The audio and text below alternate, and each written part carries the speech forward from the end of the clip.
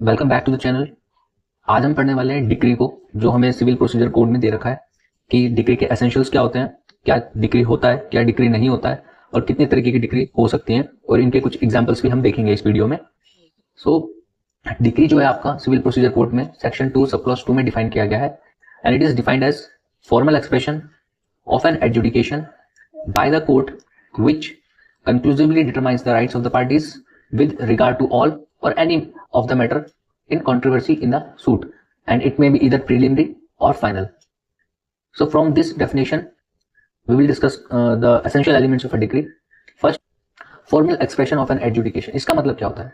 So the term adjudication means it must be a judicial determination of the matter in dispute, and the matter must have been decided on merits by the court. Thus a decision on administrative or technical matter is not a decree. So it must be a judicial determination of the matter in dispute means that the judge must have applied his mind. A judicious mind must have been applied to decide the matter, and it must be decided on the merits by listening to both the parties, by applying the law, by the appreciation of the evidence given by both the parties in the respective suit. So if a decree is on a technical matter, it is not a decree, or if order is on some administrative matter, then also it is not a decree. We will see some example. An order dismissing the appeal for want of prosecution is not a decree, as there is no judicial determination of the matter. Now want of prosecution means appeal डाली गई but nobody is taking further steps, neither the plaintiff nor the defendant. Now if the suit is not proceeding and the court has dismissed such an appeal, then it is not a decree, as there is no judicial determination. इसका मतलब कि जज साहब ने किसी को सुना ही नहीं है, क्योंकि कोई आ ही नहीं रहा था अपील को फर्दर प्रोसीड करने के लिए, इसलिए डिसमिस कर दिया गया, तो ये डिक्री नहीं मानी जाएगी. B, order of return of plaint is not a decree as it is given on technical grounds. जैसे कि प्लेंट डाली पर प्लेंट में टिकट नहीं है, या फिर वकालतनामा इनकम्प्लीट फाइल साइन करके दे रखा है और इसकी वजह से आपकी प्लेंट रिटर्न कर दी जाती है कोर्ट के द्वारा कि आप इसको सही करके लाओ. सो this is not a decree. ये टेक्निकल ग्राउंड्स हैं, प्रोसीजरल लैप्सेस हैं, ये ठीक करके भी दोबारा से प्लेंट आप प्रेजेंट कर सकते हैं. So order for return of plaint is not a decree. C, order of dismissal for default due to want of appearance of parties. Neither party is appearing. Suit डाला गया, प्लेंटिफ भी नहीं आ रहा है, डिफेंडेंट भी नहीं आ रहा है, तो सूट को आपने डिसमिसल फॉर डिफॉल्ट कर दिया है. So this is not a decree. आगे सेकंड चीज जो एसेंशियल में आती है, that is the suit before the court. So there can be no decree unless there is a suit. Suit can be taken to be a civil, revenue or other proceeding which start by the presentation of the plaint. Section 26. Thus an application which is not a plaint or proceeding does not commence with a plaint. Any decision given in such proceeding is not a decree. For example, rejection of application for leave to sue as an indigent person is not a decree. So person A ने application लगाई to sue as an indigent person और court ने उसको reject कर दिया. सो ये decree नहीं है. इंडिजेंट पर्सन वो होता है जिसके पास पैसे नहीं है, वो थोड़ा गरीब इंसान है, तो वो कोर्ट में एप्लीकेशन लगाते हैं कि हमें as an indigent person sue करने दिया जाए, पर कोर्ट ने रिजेक्ट कर दिया. So such an order is not a decree. तो सेकंड एसेंशियल में हमें समझ में आता है कि एक सूट होना चाहिए और बिफोर द प्रॉपर कोर्ट होना चाहिए. सूट प्रेजेंटेशन ऑफ प्लेंट से स्टार्ट होता है. इसके लिए हमारे पास सेक्शन 26 और कुछ ऑर्डर है. तो जब तक आपकी एक प्लेंट नहीं है तो उस पर डिक्री नहीं आ सकती. डिक्री तभी आएगी जब आपने एक प्लेंट के थ्रू सूट को इंस्टीट्यूट करा है. सूट चाहे आपका सिविल हो, चाहे रेवेन्यू हो, या कोई अदर प्रोसीडिंग हो, जैसे फैमिली मैटर है, तो बिना प्रेजेंटेशन ऑफ प्लेंट के आपका डिक्री नहीं आ सकती है. थर्ड एसेंशियल जो है वो है आपका adjudication must determine the rights of the parties. So the term parties include parties to the suit, plaintiff और डिफेंडेंट और legal representative. The decree must determine the rights of all the parties to the suit and not of a stranger to the suit. The decree must determine the rights with regard to matter in controversy. The term right of parties here means substantive rights, and the decree must determine the substantive rights. Thus an order which does not affect substantive rights or which is not relating to substantive rights is not a decree. For example, returning of plaint for presentation to proper court, and B is order refusing adjournment. So the party include parties to the suit, plaintiff, defendant, necessary parties, proper party, legal representative, ये सारे लोग जो भी हैं ये parties to the suit माने जाएंगे. और जो डिक्री होती है वो इन सब पार्टीज के राइट्स को डिटरमाइन करे. और इन सूट मतलब किसी पर्टिकुलर सूट में इन पार्टीज के अलावा अगर और किसी पर्सन का राइट डिटरमाइन हो रहा है तो वो डिक्री नहीं मानी जाएगी. स्ट्रेंजर टू द सूट है तो वो डिक्री नहीं मानी जाएगी. सो डिक्री डिटरमाइन करे आपका मैटर जो भी कंट्रोवर्सी में उसके रिलेशन में एडजुडिकेशन होना चाहिए, और उसके बेसिस पे ही आपके सब्सटेंटिव राइट्स डिटरमाइन होने चाहिए. तब जाके वो डिक्री बनेगी। And returning of plaint for presentation to proper court is not a decree, and order refusing adjournment is also not a decree because there is no proper adjudication by the court and no substantive right of party is decided in both these examples. Now the fourth essential is conclusive in nature. So the determination must be conclusive. The decree must completely and finally determine the right of the parties. Conclusive का मतलब क्या है? वो जिस भी matter को decide कर रही है डिक्री, उसको अंतिम रूप से डिसाइड कर रही है, मतलब खत्म कर दे रही है। सो कंप्लीटली एंड फाइनली, ये जरूरी है डिक्री के लिए कि वो कंप्लीटली और फाइनली डिटरमाइन कर रही है पार्टी के जो भी राइट्स हैं। For example, interlocutory order is not a decree.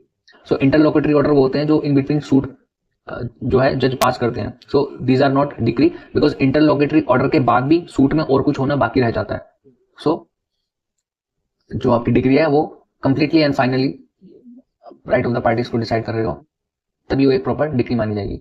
Now आगे हम डिस्कस करेंगे काइंड्स ऑफ डिक्री। डिक्री कितने तरीके की हो सकती है सीपीसी में। सो वो प्रीलिमिनरी डिक्री हो सकती है, फाइनल हो सकती है, पार्टली प्रीलिमिनरी और पार्टली फाइनल डिक्री हो सकती है। सबसे पहले हम देखते हैं preliminary decree. Decree is preliminary when further proceeding have to be taken before a suit can be completely disposed of. When an adjudication decides the rights of the parties, but certain proceedings are to be taken to determine such rights finally, it is called preliminary decree. For example, a decree passed in a suit for rent or mean profit or partition and separate possession or for settlement of account or dissolution of partnership is a preliminary decree. अब preliminary decree के बोलते हैं कि further proceeding अभी बची भी है ताकि सूट जो है वो आपका कंप्लीटली खत्म हो सके। पर बीच में ये रेंट का मैटर डिसाइड करना जरूरी था कि टेनेंट ओनर को रेंट पे करेगा या नहीं करेगा, करेगा तो कब से करेगा। और कोर्ट ने ऑर्डर कर दिया कि टेनेंट को कि आप जितना भी रेंट है आपका और जितना भी पेंडिंग है वो आप सब कोर्ट में जमा करो। सो this is a preliminary decree. Main profit का डिस्प्यूट था, कोर्ट ने डिसाइड कर दिया कि भाई आप wrongful possession of the property में हो और आपको इसमें रॉन्गफुल गेन हो रहा है। सो ये भी एक प्रीलिमिनरी डिक्री है। तो ये कुछ एग्जांपल थे प्रीलिमिनरी डिक्री के।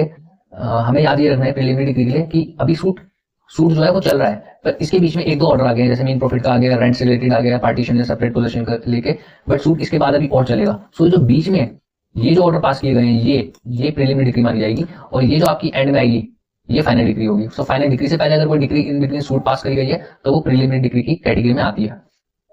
नेक्स्ट हम बात करेंगे फाइनल डिक्री की। So decree is final when it completely disposes of the suit, where the adjudication determines the rights of the parties and no further proceeding is left before a suit can be completely disposed of. So final decree में ये होता है कि जो आपका suit है वो completely खत्म हो जा रहा है और उसके बाद कोई proceeding रह नहीं जाती। And generally there is only one final decree in a suit.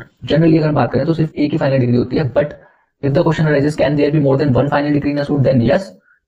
In case of jointer of causes of actions or where there is two or more cause of actions joined together, then in such a situation there can be more than one final decree. Third type की degree जिसकी हम बात करेंगे वो है partly preliminary and partly final degree. So when two or more reliefs are claimed in a suit, the decree passed can be of a composite nature, which can be partly preliminary and partly final. For example, in a suit for dissolution of partnership and for settlements of accounts. So एक suit डाला गया dissolution of partnership के लिए और settlement of account के लिए। During the suit settlement of account को लेके एक डिक्री आ गया, सो पार्टली प्रीलिमिनरी डिक्री मानी जाएगी कि अकाउंट को सेटल कर दिया गया। फिर डिसोल्यूशन का जो है आपका मैटर वो भी चल रहा है कोर्ट में, सो उस पे जब जजमेंट उस पे जब डिक्री आ जाएगी, सो डिक्री आने के बाद वो होगी आपकी पार्टली फाइनल डिक्री। नेक्स्ट हम देखेंगे कि डीम्ड डिक्री क्या होती है, क्या सीबीसी में डीम्ड डिक्री भी हो सकती है। सो डीम्ड डिक्री के कैटेगरी में आते हैं रिजेक्शन ऑफ प्लेंट। अगर आपकी प्लेंट कंप्लीटली रिजेक्ट कर दी गई है तो वो आपकी डीम्ड डिक्री मानी जाएगी। Second, determination of question on an application under 144 of the Code of Civil Procedure means अगर आपकी application for restitution लगाई है आपने, तो कोई क्वेश्चन कोर्ट डिसाइड कर देता है, then the decision on the question of restitution will be deemed to be a decree. Further, we will discuss a decree shall not include what an adjudication against which appeal lies as an appeal against an order. So अगर कोई suit decide हुआ है पर उस पर appeal लाई करती है और अपील ऐसे ही लाई करती है जैसे कि किसी ऑर्डर के ऊपर से अपील लाई कर रही है, then such an order or such an adjudication will not be a decree. And secondly, order for dismissal for default. So default चाहे प्लेंटिफ नहीं आ रहा, चाहे डिफेंडेंट नहीं आ रहा, या दोनों पार्टीज नहीं आ रही और उनकी वजह से डिसमिस कर दिया सूट को, सो वो डिक्री नहीं मानी जाएगी। नेक्स्ट हम कुछ एग्जांपल देखने वाले डिक्री के और क्या डिक्री होती है क्या नहीं होती है। So examples of decrees are order holding appeal not maintainable. आपने अपील डाली डिस्ट्रिक्ट कोर्ट में और डिस्ट्रिक्ट कोर्ट फिर जज ने बोल दिया such appeal is not maintainable, so this is a decree. Suit abate हो गया है आपका, then also it is a decree. And if there is order of dismissal of suit as right to sue does not survive, cause of action लग ही नहीं रहा था जज साहब को कि राइट टू सू सर्वाइव कर रहा है, चाहे लिमिटेशन के बाहर आ गया आप या फिर कॉज ऑफ एक्शन प्रॉपर नहीं है, then also such adjudication is a decree. Fourthly dismissal of suit for wants of evidence, cause of action था सब था बट कोई एविडेंस नहीं था, ना प्लेंटिफ के एविडेंस है ना आपके डिफेंडेंट के एविडेंसेस हैं। सो बिना एविडेंस के सूट कैसे प्रूव होगा, फैक्ट्स कैसे प्रूव होंगे, और एडजुडिकेशन आ जाता है जिसने आपका सूट को डिसमिस कर दिया for want of evidence, then it is also a decree. Next हम डिस्कस करेंगे कि डिक्री क्या नहीं होता है। So order of stay of suit is not a decree, order returning plaint for presentation to proper court is not a decree, order of dismissal of suit due to non appearance of parties or non-deposit of court fees is not a decree. Interlocutory order is not a decree because further proceedings have to be taken to completely dispose of the suit. Order refusing adjournment, आपने court में जाके adjourn की prayer करी but court ने refuse कर दिया, so such adjudication is not a decree. Rejection of application for condonation of delay, आपने section 5 limitation act की एप्लीकेशन लगाई कि हमारा डिले कंडोन किया जाए बट रिजेक्ट हो गया आपका condonation of delay, so this is also not a decree. Order rejecting application to for leave to sue as an indigent person, indigent person की तरह सू करने दिया जाए बट कोर्ट ने आपकी एप्लीकेशन को रिजेक्ट कर दिया, then also such an adjudication is not a decree. एक केस था फूलचंद वर्सेस गोपाल लाल का, जहां पे सुप्रीम कोर्ट ने हेल्ड करा था that there can be more than one preliminary decree in a suit if it is convenient and advantageous. And इसके अलावा एक और केस था शंकर वर्सेस चंद्रकांत, जहां पर हेल्ड किया था that decree may become final in following ways, first where the decree completely disposes of the suit, या फिर secondly where the time for appeal has expired without any appeal being filed, thirdly जहां पर matter has been decided by a court of highest grade. So in तीन situation में decree become final. Thank you so much.